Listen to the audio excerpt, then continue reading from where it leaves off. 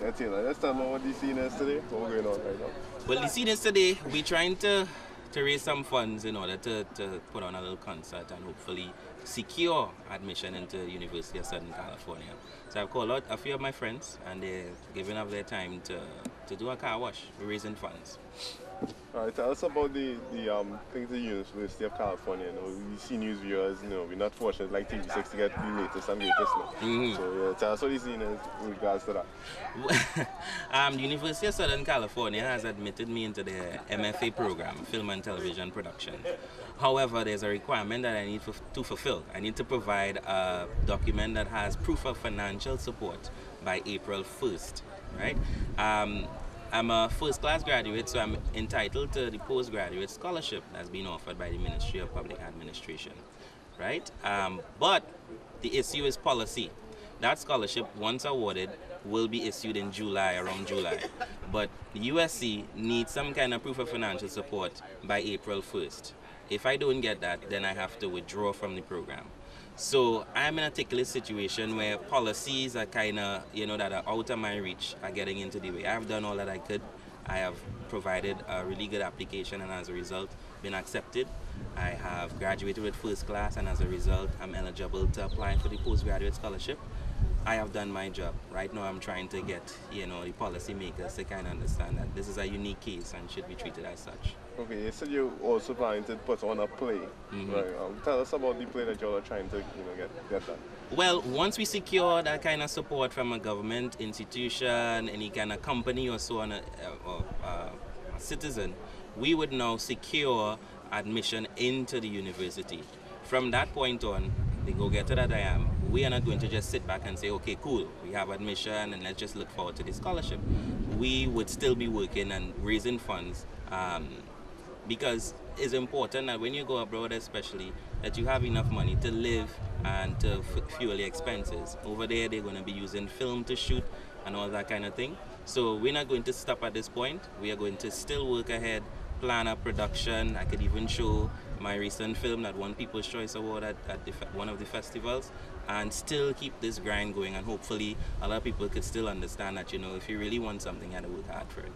Oh yeah, as you mentioned, Buck, right? The film that you entered the DT Film Festival with last year.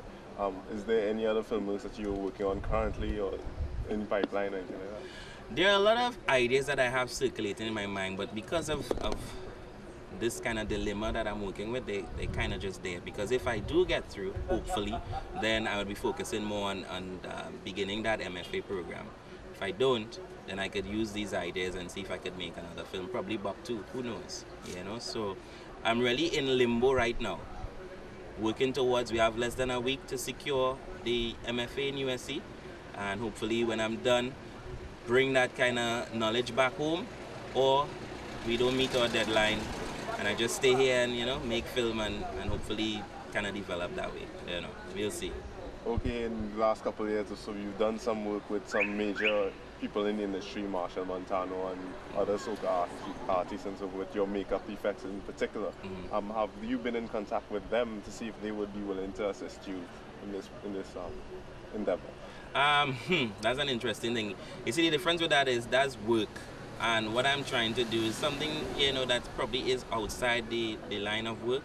So what I have done is I have put out my feelers. I have sent out flyers. I have people WhatsApping, BBMing, in the hope that people will respond to it. I have gone to ministers, I have gone to companies, festival, institutions and so on, but I haven't particularly gone to my colleagues, so to speak, or people I have worked with. So yes, I've done stuff with Marshall, done a little thing with Destra, I've worked in the Summit of the Americas, Chogam, and a host of other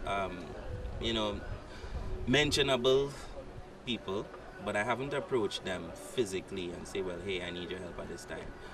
I'm hoping that they would, come forward and say, well, let's support this person in our industry, because to support one is to support all, especially in this growing industry. So I haven't. I don't know, probably should. And last question was, why a car wash and what has the response been so far? Car wash. Trying to figure out ways of getting this accomplished, don't want to just sit back and say, well, oh gosh, pity myself and be depressed and so on. So in a conversation with Princess Donalon, she said, you know, why not a car wash? You know, get people together, we can make it fun. And she basically came up with the idea and I ran with it. So the food thing and the barbecue thing is a bit more technical, especially when you're dealing with varied taste buds and that kind of thing. A car wash was a little more simpler, and the capital to start it would have been minimal.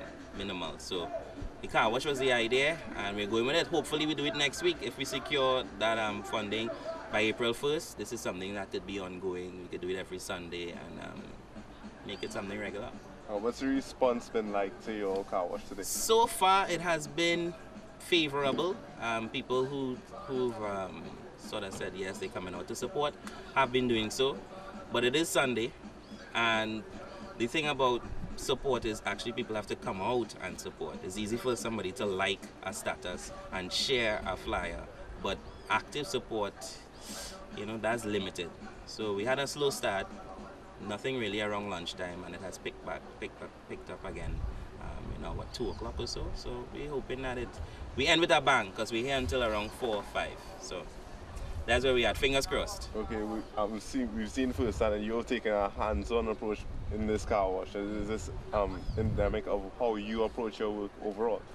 Yeah, definitely. My interest really lies in directing and special effects makeup, which you could see as a primary and a secondary role.